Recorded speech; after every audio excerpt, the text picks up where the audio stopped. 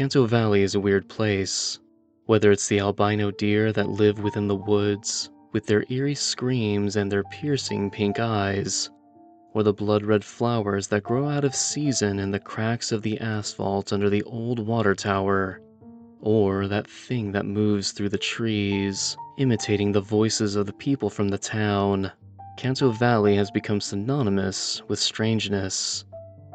Most of what we face in our town is harmless, or at least no less harmless than the everyday dangers faced in other towns or cities. But because only most of it is harmless, we have rules to follow. After all, the things we consider dangerous are rarely things we can protect ourselves from once they've decided to sink their teeth into us.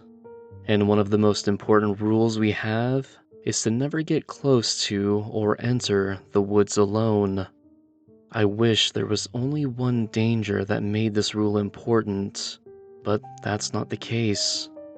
In the woods, alone, things that might ignore you during daylight hours turn to predators. Whether it be that thing we call the voice, that beast we call the bear, or the other various dangers that hide behind or within the trees. Before the edge of the woods, there's really just one serious danger. The adults call him the broker. My brother took to calling him the G-Man. Javi always called him the Fed. As for me, I've always thought of him the same way since the day I saw him as a child. The man in the suit. It sounds unintimidating when I put it that way. After all, the towns surrounding us tell all kinds of fake stories about Canto Valley. From killer clowns to demonic beasts, from zombified ghouls to eldritch horrors. Even the most comically false tale I've heard sounds more frightening than a middle-aged man in a dark blue suit. But don't be fooled. That thing in the woods we call a bear has terrified me, and that mimic hiding in the trees has brought me to tears. But the man in the suit at the edge of the woods is the one that pushed me to the breaking point. I first saw him when I was 5. My mother took me out of the house to give my brother, who was still recovering from the flu, a chance to rest. She brought me to a grassy field so I could run around, play in the dirt, pretend I was a princess that was secretly a knight, anything to expend some of my limitless energy so I would stop bouncing off the walls and let my brother sleep. I didn't understand the rules back then. I didn't have the sense to be cautious. So, when I got far enough from my mother as I played, I turned and made a beeline for the woods. I remember my mother's frantic voice as she called out to me, but I didn't stop. My childish mind had decided that the woods looked exciting, and that I wanted to get closer since my mother had been keeping my brother and I away from it. I didn't go into the woods once I reached the edge, though. A blessing I can only recognize now that I'm older. Instead, I turned and ran along the edge of the woods, finally stopping once I found a twisted tree and could not help but stare at the blood-red sap running down its bark. It couldn't have been long, but I eventually realized that my mother had stopped calling for me, and with the curiosity of a child, I turned around to find her and ask why she had stopped chasing me. I finally saw her, not too far from the trees, and I saw him, the man in the suit. My mother had her face in her hands. She was crying. My mother never cried. I always thought her smile, which she gave freely, was like a beam of light. At that time, nothing about the man in the suit looked frightening, so I kept on running towards her, intent on giving her a hug to help her feel better. As I got closer, and as I could hear her sobs, the man in the suit turned around and left, heading into the woods without even a glance. I remember latching onto my mother's leg, then burying my face into her skirt, but I can't remember what happened immediately after. Early memories are tricky that way, but I can remember how weird our home was for the next several weeks. How my mother didn't make breakfast or dinner and didn't kiss me goodnight when I went to sleep, but stayed in her room constantly instead, always under the watchful eye of my father. He seemed to be guarding her, like the sentinel knight I had tried to imagine myself as when I played games. My father was like that with her too, a few years later, when her cancer came quickly and painfully. Except that, after her meeting with the so-called broker, that man in the suit, my father spent a portion of his time hiding away our knives and scissors, while also fastening an extra chain lock to the gun safe. I only vaguely remembered that he did that, and certainly did not understand the reason why. At least, not until a few years after the cancer took my mother's life. You see, what the bear does to a person when it catches them could be called gruesome. And the way that mimicking voice draws people into its grasp could be called deceptive. But the intentions of that broker, that G-man, that man in the suit at the edge of the woods, can best be described as malevolent. He doesn't kill anyone. He doesn't even lay a hand on his prey. Instead, every person he speaks with is filled with one overpowering desire. A desire to end their own life. The interaction with him is difficult to properly express. His presence feels heavy, like a building pressure as you sink deeper into the ocean, and his face seems unremarkable, forgettable, blurry.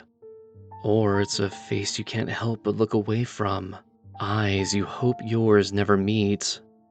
His voice is rich and leisurely and cold, and when he speaks, his words drown out the surrounding world, like headphones when the volume is cranked up to maximum, and that sound vibrates in your skull and shakes your spine and makes your knees buckle.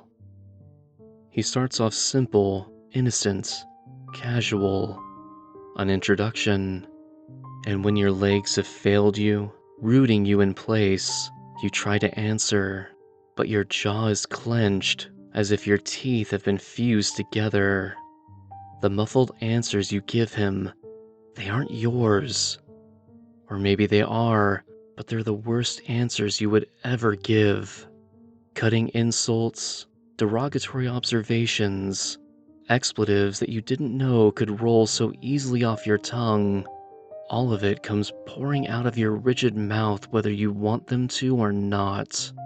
And those answers don't make him happy, even as he silently compels you to reply with the worst things that have ever entered your mind. He then questions you, harshly, and what he asks, he already knows.